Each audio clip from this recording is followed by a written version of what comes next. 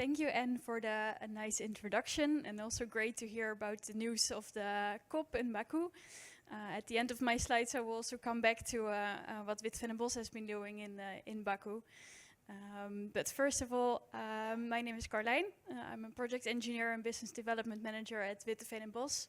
And I will talk to you a little bit about what Witteveen+Bos is doing, where are we coming from, and where do we think that Singapore and Southeast Asia can move towards. If you have questions, I'm very welcome to just orally discuss them at the end of the slides, but you can also use the Q&R via the Mentimeter. I want to talk about nature as our ally. And before I go into details about nature-based solutions and building with nature, I want to give you a quick overview of where I come from with Witteveen+Bos. It's an engineering consultancy from the Netherlands, already established a really long time ago in 1946 in the Netherlands. And we do, in a broad range, engineering consultancy in infrastructure, water management, environment, and construction, so a really broad area. We have a global coverage with offices in 10 countries around the world, of which 3 in a regional office here. Ooh, it's difficult to see. In Dubai, Jakarta, and of course here in Singapore, with a total of more than 1,400 employees. And our focus here in Singapore and Jakarta in the region is mostly about ecology, environmental engineering, and active mobility. We as Dutch really like to cycle, so we try to get more and more Singapore to cycle here around, and also energy transition, and we're looking into 3D concrete printing. That is the broad idea of what we're doing here. There's an even broader range of topics that we cover throughout these 10 countries that we work in. And I think the most important point that I want to make here is that you need an integral perspective on coastal protection and coastal development. And also talking about nature-based solutions. Of course, you need the insights from the ecology, but also the engineers and the policymakers to combine that all in good policies and good solutions. I think.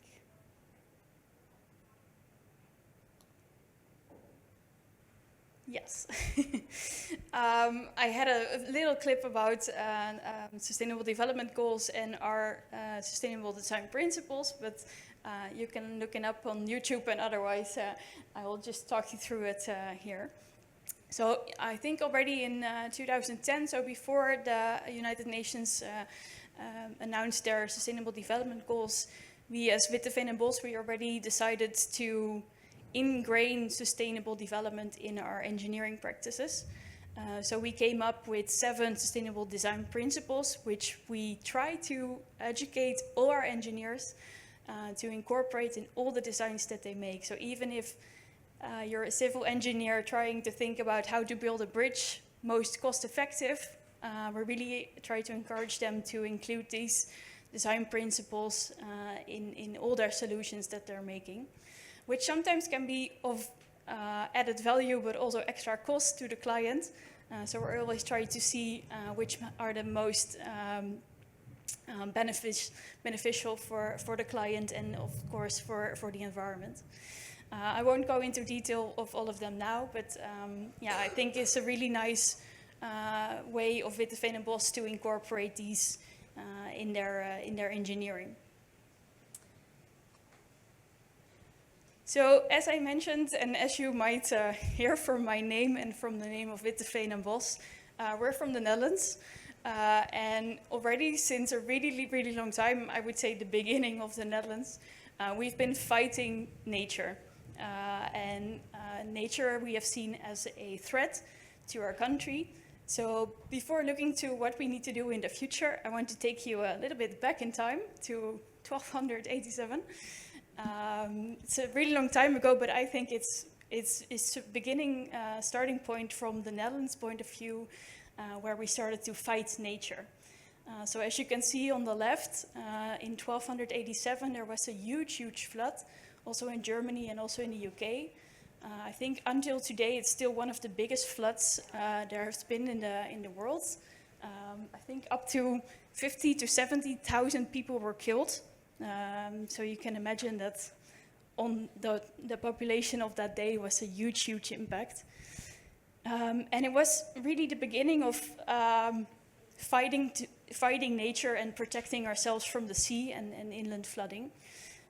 So as you can see on the next slide, we have done a lot of structures to protect our country and to reclaim land on the sea.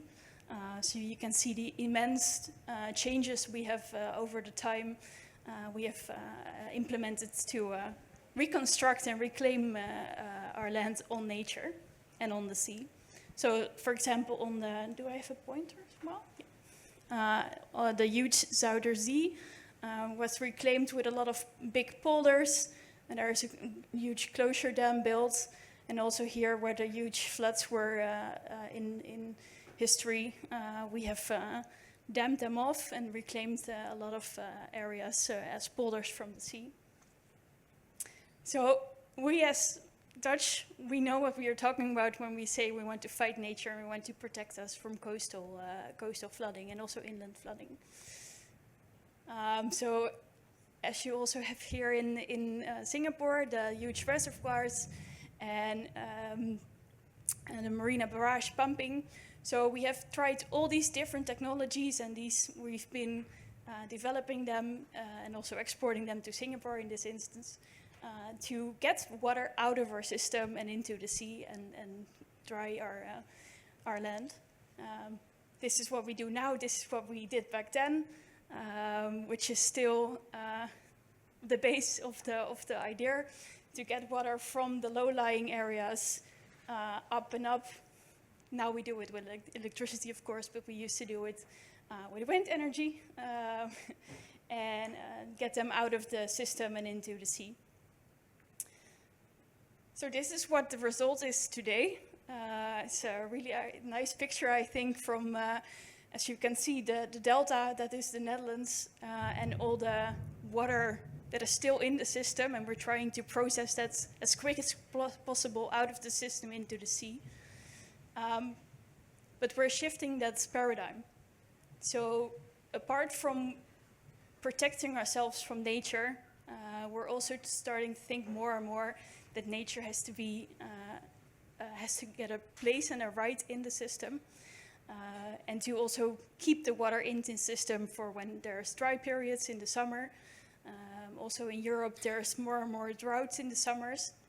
So how can you use the natural system to leverage on? I think you may notice, if you arrive on the Schiphol airport in Amsterdam, I think there's also a huge sign that says you're now 7 meters below sea level.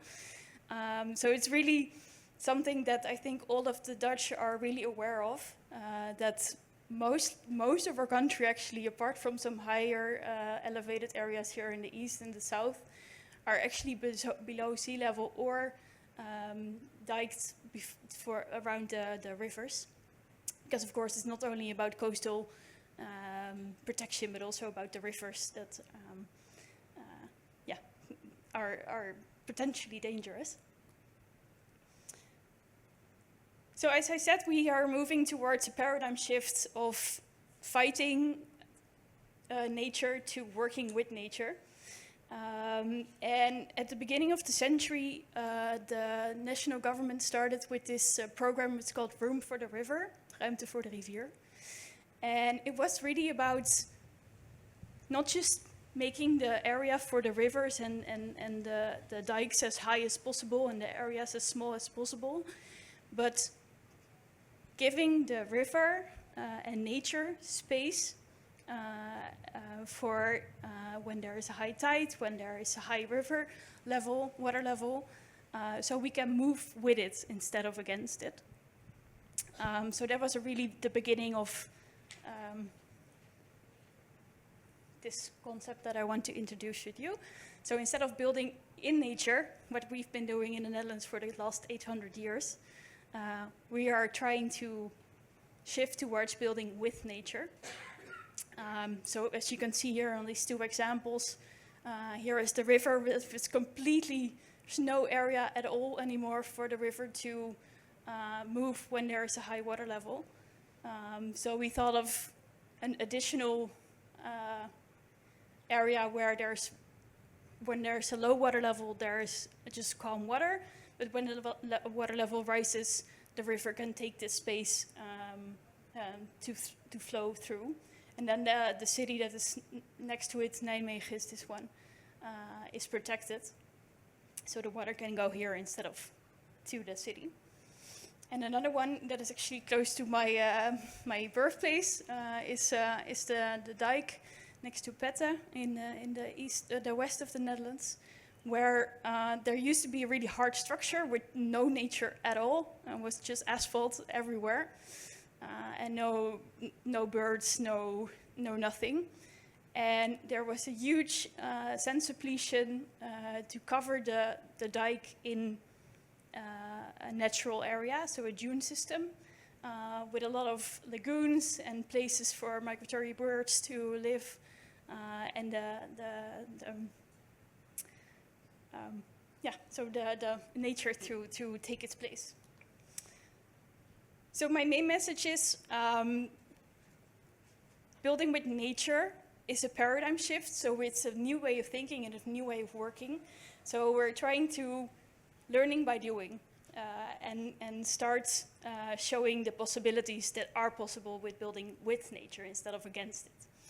So in the region, we have worked on a building with nature development in Java, where there is a lot of erosion on the coast. So we were looking at how this erosion can stop. So you can see that over time, there's a huge amount of land. As you can see here, it's almost more than 500 meters being eroded. So how can we use nature to stop that and to maybe even get more land instead of eroding it?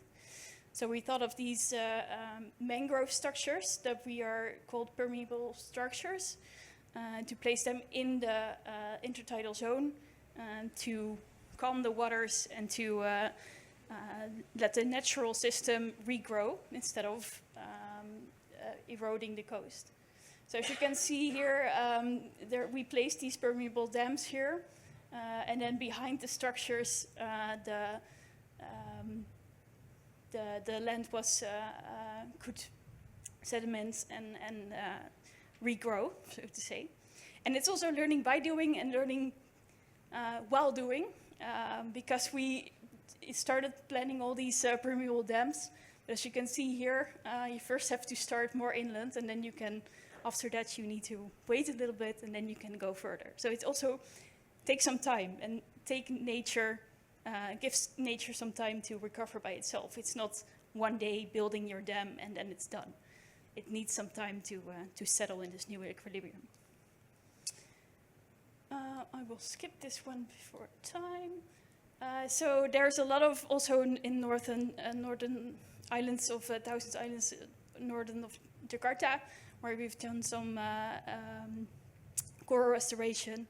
Closer to home, we've been doing a mangrove reforestation project.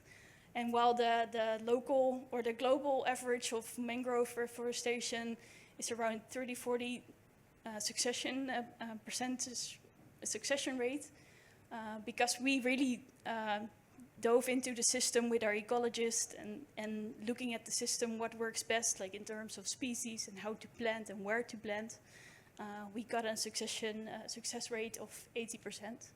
And as you can see on the satellite pictures, it's really starting to grow. And here you can also see my ecology colleague measuring the plant, so it's really really working.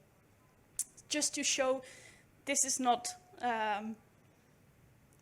going to help the world, of course. It's a really small piece of land, but it's just starting to show, also closer to Singapore, that we can do this. And just by starting it and learning from this small area, we can scale it up and we can start doing it.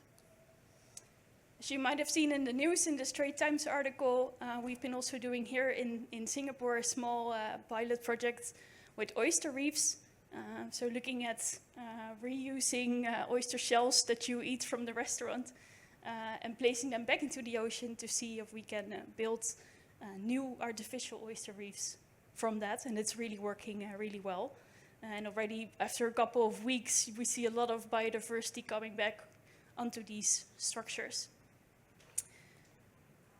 As I promised you, I will come back to Baku to finish up my talk. This is not per se building with nature, but we looked at the system perspective from the quality of the lake near Baku, and looked at how can we improve the ecology parameters to help the system clean itself. So before it was like really dirty and really smelly, and then after it there was this very nice lake that is no longer smelly and looks, I think, quite nice. That was what I wanted to tell you. I think my last part is about financing. I think that's really important one, and also mentioned. I think let me look up the figure. The Bloomberg report on biodiversity finance and Factbook said that there's a 942 billion, with a B, financing gap on biodiversity and nature improvement. So I really think that we have to start searching for financing opportunities to scale up these projects. We have shown by these pilots that it is possible, but now we have to scale it up and see how we can make the world a better place. Thank you.